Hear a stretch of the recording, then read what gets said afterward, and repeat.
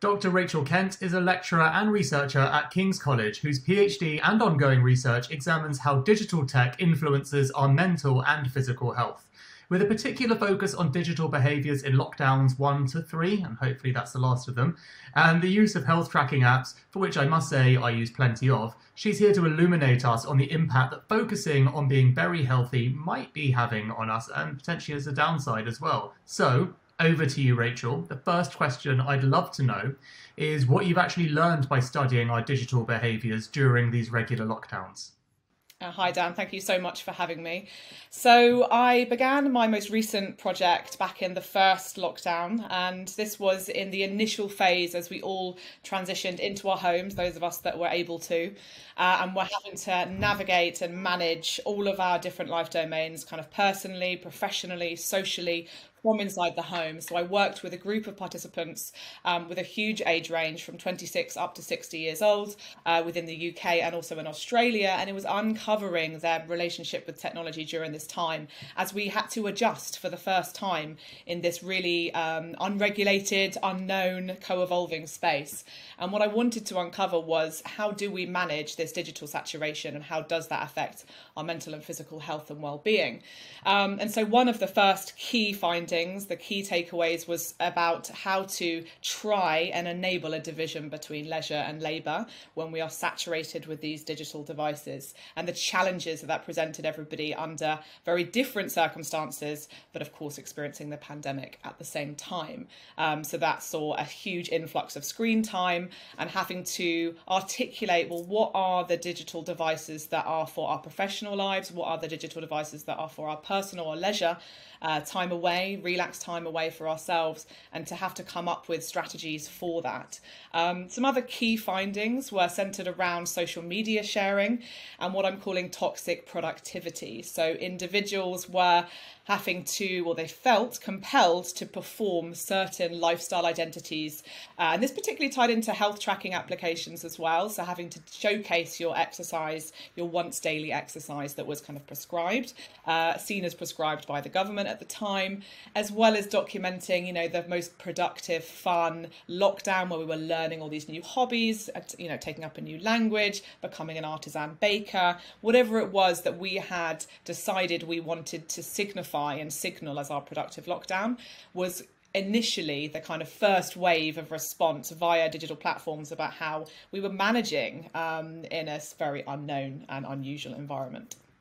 Amazing. So there's a lot there, a lot to unpack. I love the term of division of, was it labour and leisure? And leisure, yes.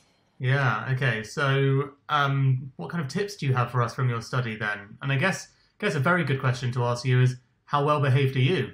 How much do you pay attention to your own research? So that's a great question. I'm a very reflexive researcher. I'm an ethnographer, so I work with people in their everyday lives to uncover what the challenges and opportunities of technology is in their everyday life. And that leads me to the mental and physical health impacts. For me, I have learned so much from that. I learn from my participants. I learn from my consultancy business and the corporate wellness work that I do. And I have adopted so many different practices and strategies which have changed over the course of lockdown 1.0 to 2.0 to now 3.0, and hopefully, as you say, no more after this. And so just some of those kind of tips and things that I would like to impart and share that are working for me and that are working particularly with the businesses and the individuals that I'm working with is about, as I said, identifying what those divisions of labour and leisure tools are. So when you are using your iPad, you're picking up your phone, whichever device it is you're engaging with, that you are intentional about what you're picking it up for, rather than habitually just going onto your laptop, checking emails, then you're picking up your phone, you're scrolling, you're WhatsApping, or you might be going onto Netflix on your iPad, and then you're doing work emails, and you're having a saturation of these digital devices all at the same time. I don't think many of us now would watch Netflix without our phone in our hand, or would be simultaneously, on multiple screens at any one time. So my first advice is always to be intentional about which devices you're using for which purpose and what you're getting from that. What is the purpose of it for you? Where is it it nourishing you? Where is it helping you? Whether it is a professional, commitment, like an email that you have to respond to, or whether personally you want to check in with that friend. Think about it before you pick up that device to ensure that when you are using it, you don't then slip into the rabbit hole of wherever it might take you. So that would be kind of one of my key things, is being intentional about which technology you're using, when and why. Second thing is digital detoxing. And this term kind of gets thrown around a lot. And this isn't to say throw out all of your tech. That's not going to kind of serve any of us, particularly at the moment. We can't, we don't have that option. But what I mean by that is to think about times in your day when you can disengage, to have that break, to have that mental space. So whether that's going for a walk, as most of us are doing, every day, that's what we do. We can only go for a walk. Leave your phone at home if you can, or turn your data off so you don't scroll on Instagram whilst you're walking. Put your phone in a drawer so that you don't habitually pick it up like it's an extension of yourself, as we all do without even realizing we're doing it. Have 2 or 3 evenings a week where you try and switch off from a digital screen and go analog, is what I kind of call it. So pick up a book rather than a Kindle. Try out a new hobby or an interest which isn't mediated via the screen. And one thing that I find really useful, which we've spoken about briefly before, is this 24-hour kind of reset, which I try to do at least once a week, where I don't have my phone on for 24 hours. And I understand that, not everybody can necessarily do that, but at least a period of time where you can fully reset.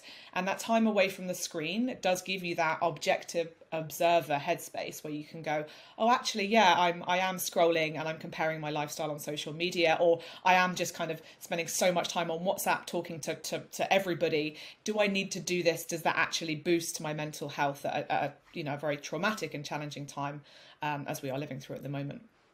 So, there's so much to unpack there, but basically you've just given us a brief masterclass in pretty much 3 of the questions I had planned up in one very brilliantly succinct statement. I guess the question that is left is, in terms of our evolving relationship with mental health and technology, what are some of the implications that you've seen in your work about how it's got us sort of hooked? You've just covered loads of different practices for self-care, essentially, to stay away from it, but I guess, have you seen in your work any clear problems that are coming up, or is it something potentially that is over-considered? Do you know what I mean? Is it like we all hear about mental health and technology being bad for us, but is it necessarily? Have you seen any evidence for the fact that is true rather than just common sense, what we would expect? I think the key thing in my research that I've seen since I did my PhD research project was the convergence of the platforms that we're using, and the huge kind of adoption and wide pervasive nature of the consumer apps that have become available, whether that's kind of health tracking or social media apps. So we see that our life now, we are operating within, these personalized data economies where everything is linked, everything speaks to one another, everything is targeted back to us. And that creates problematically echo chambers, as we well know. We're kind of all versed in that perspective, that critical perspective on it. So I think the key thing that I've seen is just the shift towards using 1 or 2 applications for 1 or 2 areas of your life to manage. Maybe it's health, maybe it's fitness, maybe it's nutrition. And so how do we as individuals manage that surge? And I don't think that it is something that we shouldn't be concerned about. I think it's important to recognise that there is an element, we need to think about it in the context of balance, that we do provide our enabled sociality, supportive environments online, the communication, the connectivity, all of those things that, particularly in lockdown, it's incredibly, amazing to be able to talk to anybody, the sociality that's been enabled, certainly in my own work and my own practices, has been so fun, meeting new people all day, every day, which has just been incredible. And of course, technology affords us that, and we shouldn't we shouldn't ignore that. But we need to recognise the impact on, I think, particularly social media influx and the ways in which the commercialisation, the increasing commercialisation of these platforms to keep us on there, the attention economy, to keep us on Instagram, to keep us scrolling, the convergence with, the retail industry, and business, to recognise that information that we receive now is peppered with advertising. And so we have to, as consumers and as users of digital tech and apps, have to be very conscious and critically engaged to recognise that the information we might be receiving, whether that's in a health context or anything, is going to be peppered with advertising that is targeted based upon our personalised data economies. These platforms that we're engaging with, they work in a way to keep us on them, and simultaneously the information we're receiving and what becomes visible to us and what becomes invisible to us, we aren't always aware of. And to be critical and acknowledging, I think, of that, and recognise that there are benefits of it, but there are problematic aspects of it too. Last thing, I know that you're very passionate on this topic, and I've just recorded that I broke my fast on 0. Later, I'll go on my Peloton and track on my Whoop, how intense my workout was based on my sleep. And we've had a little brief conversation already about the impact of tracking all these different digital health markers. And obviously, from my point of view, it's keeping me healthy. It's giving me information about how hard I should work out or whether I should take a rest day. And sometimes I think that's obviously very logically we should be able to assume that for ourselves, and sometimes you don't. And might be surprised to see that it's not a good day to go harder on your exercise.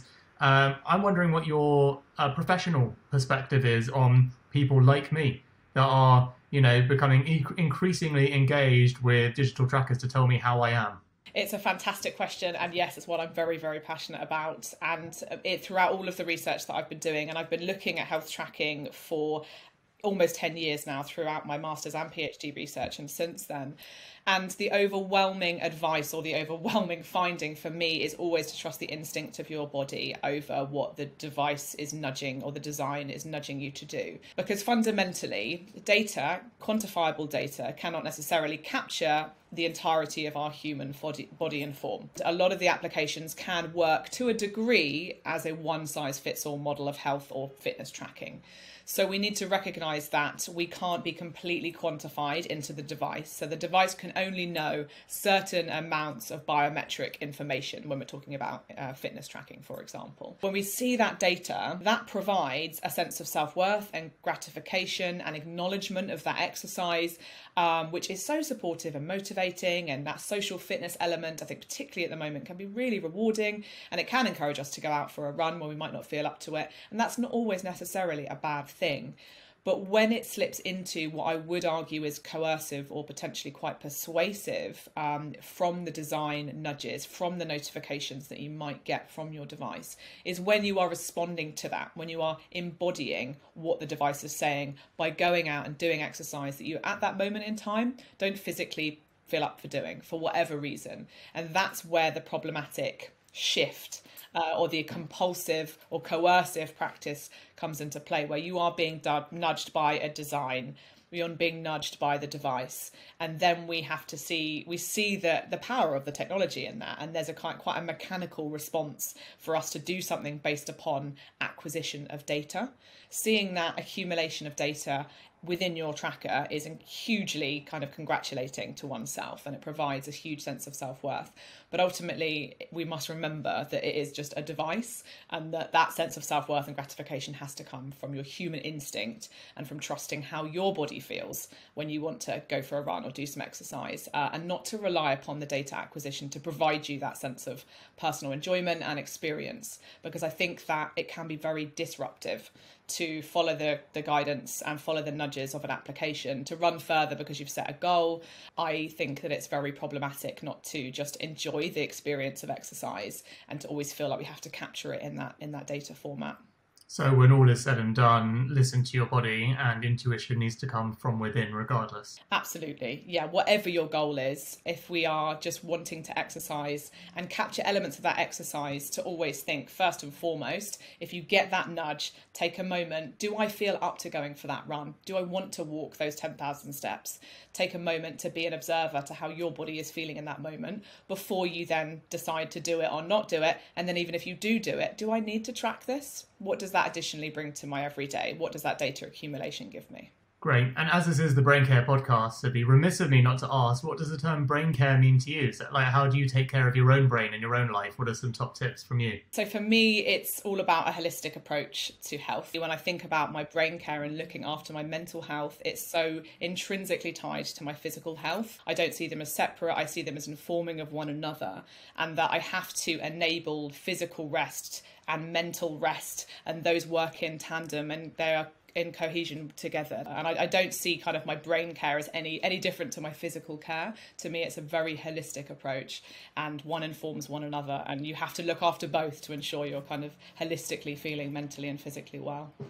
Amazing. Thank you so much for joining us on the Braincare podcast, Rachel. It's been a pleasure. Thank you, Dan. Where can people find you if they're looking to find you on social and more? So all of my handles are Dr Digital Health. So on Instagram, on Twitter. My new website actually will be launching at the end of the week, so that'll be drdigitalhealth.co.uk. And also on my King's College London profile as well. All of my publications are listed up there. Awesome. Thanks so much for joining us on the Braincare podcast, Rachel.